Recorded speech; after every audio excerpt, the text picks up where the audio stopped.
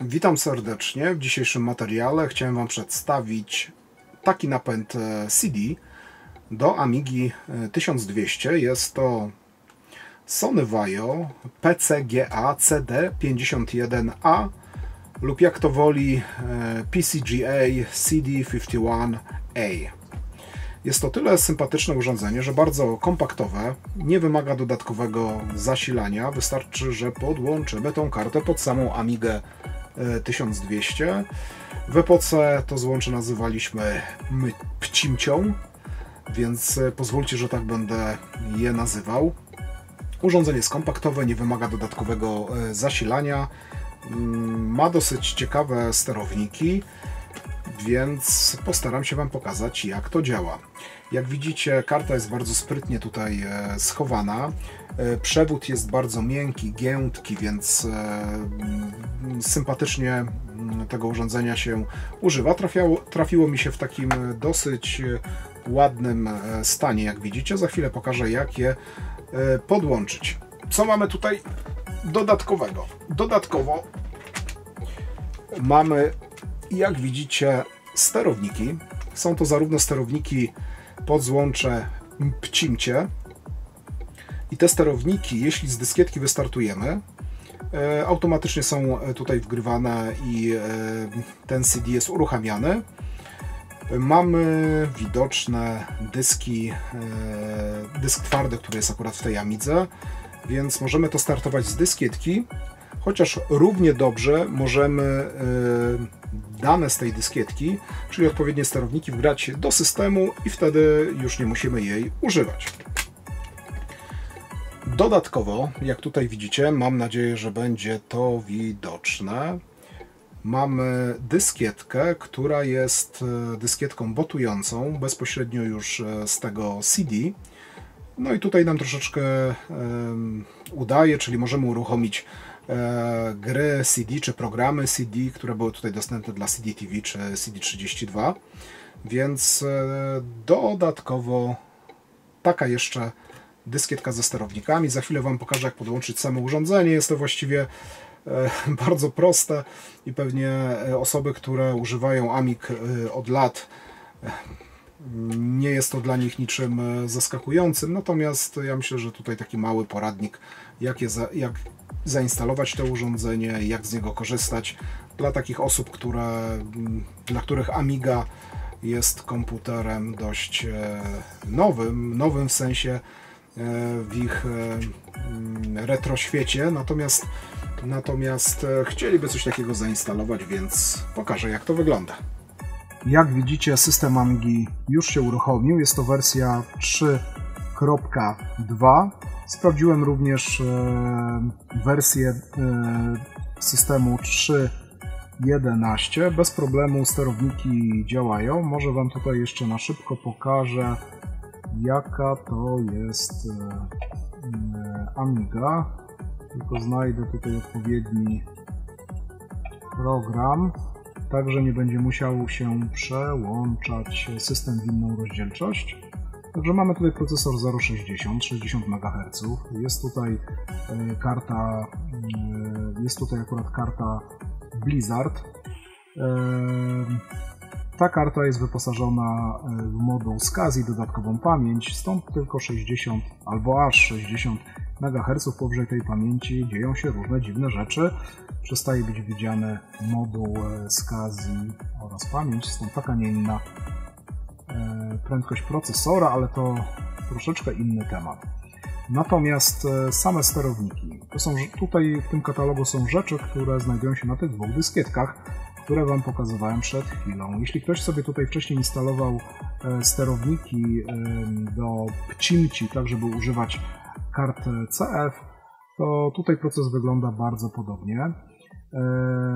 Te katalogi to jest dyskietka ze sterownikami. Druga dyskietka, która tutaj się nazywa CD32 Boot, to są te dodatkowe sterowniki, które pozwalają wystartować z płyty tutaj CD przygotowanej dla CD32 czy dla CD TV. Natomiast w przypadku sterowników mamy kilka rzeczy do zainstalowania, jak to w systemie Amiga. Jeśli chcemy, żeby tutaj CD-ROM działał od razu od startu, oczywiście jeśli jest podłączony. W devsach mamy tutaj do wgrania, ja może tutaj otworzę też system, żeby Wam pokazać to. W devsach, czyli mamy tutaj taki katalog, zobaczmy, o proszę, zobaczcie, DOS Driver, tutaj też jest katalog DOS Driver i trzeba wgrać ten dokładnie plik. Zobaczcie, on jest tutaj przegrany. Dodatkowo do tego głównego katalogu dogrywamy plik Kcimcia CD Device. Dzięki temu, plus dodatkowo jeszcze tutaj musimy dograć to, czyli wszystko co mamy w katalogu L, czyli w ukrytym katalogu systemowym, to jest dokładnie ten katalog, należy wgrać te dwa pliki. Kiedy mamy to wszystko wgrane, możemy uruchomić CD, co ja za chwileczkę zrobię. Jak widzicie, Foundation, czyli taki następca Settlersów, osadników, bardzo dobra gra, jeszcze bardziej rozbudowana. Dodatkowo możemy tutaj używać kart graficznych pod systemem Amigi. Jak widać, dysk startuje. I jak widzicie, pojawiły się tutaj dwie ikonki. Ta ikonka się pojawiła pewnie dlatego, że mamy tutaj jeszcze dodatkowo pliki dźwiękowe nagrane, ale zobaczcie tutaj. Foundation i działa to całkiem sprawnie. Chciałbym Wam pokazać też prędkość działania tego CD w porównaniu z dyskiem twardym. On działa sprawnie, dosyć szybko, natomiast mój Grabber w tej Amidze, która ma zainstalowane ScanDoubler Individual Computers, to jest wersja 2CR, chyba ona tak się dokładnie nazywa, średnio sobie radzi, więc za chwilę postaram się przełączyć ekran na głównej kamerze bez Grabbera, bo Grabber sobie nie radzi, z wyświetlaniem, tak żebyście widzieli wszystko, co będzie tutaj w sysinfo. Ok, udało mi się Grabber ustawić tak, że jest widoczna ta rozdzielczość. I zobaczcie, jeśli podejrzymy sobie tutaj dysk twardy, jest to ten główny kontroler, który jest tutaj w Amidze 1200. Nie używam tutaj akurat dysku SCSI, bo jest taka możliwość tutaj przez kartę Turbo. Chcę pokazać między 2 a 2,5 prędkość dysku. Spróbujmy zmierzyć jeszcze raz. Ok, powiedzmy, że to jest ponad 2 MB. Jeśli ja tutaj sobie w tej chwili, zobaczcie, sprawdzę CD, a nawet pokazuję dokładnie nośnik, który się w tej chwili znajduje.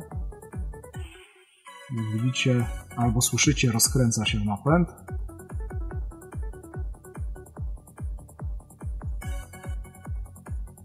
Ok, jeszcze raz nacisnę speed. O, 500 KB. Wydaje mi się, że powinien być troszeczkę szybciej. Wcześniejsze wyniki oscylowały nawet w okolicy 700 KB.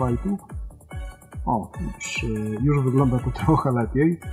Także widzicie, Kcimcia CD Device, prawie 700 kg na sekundę. Jest to naprawdę bardzo sympatyczny wynik, biorąc pod uwagę, że o ile dobrze pamiętam, CD32 ma podwójną prędkość, więc jest to około 300 kg na sekundę. Także działa to dosyć sprawnie. Mogę Wam pokazać, że jest to właśnie Blizzard, czyli możemy sobie tutaj sprawdzić to, co widzieliśmy w Witch Amiga. O, mniej więcej to się powtarza. Także jest to 60. która, jeśli chodzi tutaj o pamięć, powinno być widziane tak, 2 moduły pamięci po 128 MB, ze względu na to, że ta karta turbo ma dodany moduł SCSI, gdzie jest jeszcze możliwość zainstalowania dodatkowej pamięci. Jeśli chcecie zobaczyć materiał o tym rozszerzeniu, to zapraszam do wcześniejszych materiałów.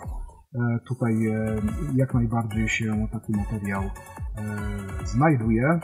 Ja jeszcze na koniec mogę Wam pokazać, właściwie powiedzieć, dlaczego interesuje mnie napęd CD w Amidze 1200. Głównie interesuje mnie dlatego, że część gier, tych takich mocniej rozbudowanych, wymaga takiego napędu, chociażby o, chwileczkę, spróbujmy jeszcze raz wejść i wyjść. Niestety, ale czasami ten grabber w PC-cie wyczynia takie cuda. Mam nadzieję, że będzie to trochę lepiej. Jednak nie. Spróbujmy tutaj wyjść.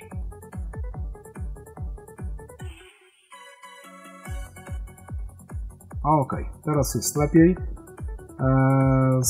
Z Amigą wszystko jest w porządku, natomiast ten grabber głupieje przy tym skandablerze. Jest to wersja druga od Individual Computers i to jest wersja jakaś druga CR i z wyjściem DVI, która ma tutaj przejściówkę do HDMI.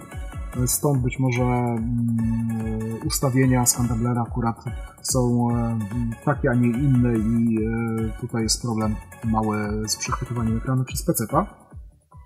Natomiast wracając, jest kilka tytułów, chociażby jak Descent, bardzo dobry, tylko chodzi mi o Descent, o symulator kosmiczny, nie ten taki, gdzie w kopalni się, taką zręcznościówkę, gdzie w kopalni lata się i tam niszczy różne rzeczy, tylko symulator kosmiczny, który wymaga napędu i możemy zainstalować wersję dla 0.60 albo wersję dla PowerPC, więc taki napęd mi się tutaj przydaje ze względu na to, że mam zarówno Amigę z procesorem Motorola, jak i z procesorem Motorola PowerPC, więc można się tutaj troszeczkę bardziej pobawić. Przenoszenie danych, oczywiście mam płytę CD-RW, więc mogę sobie tutaj też nagrywać, ale mówiąc szczerze, karta CF między PC-tem a Amigą jest równie przyjemna w obsłudze, nawet może bardziej, bo robi się to szybciej i sprawniej.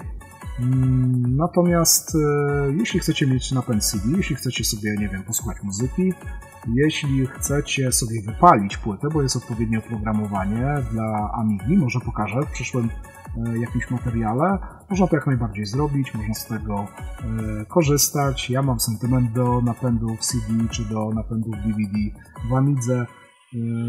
W Amidze chociażby 4000 czy w Amidze 1200 w wersji Tower taki napęd mam i fajnie się z niego korzysta, chociażby dla takiej gry jak Foundation. Oczywiście ona się tutaj instaluje na dysku twardym i można uruchomić z dysku twardego, ale nie wszystkie gry w ten sposób działają, więc napęd jest jak najbardziej przydatny. Ja myślę, że to będzie na tyle, jeśli chodzi o ten materiał i mam nadzieję, że dla Was ten materiał będzie przydatny i że jeśli rozważacie zakup takiego napędu, to przyda się taki materiał. Ja bardzo Wam dziękuję i do usłyszenia w kolejnych i do widzenia w kolejnych materiałach.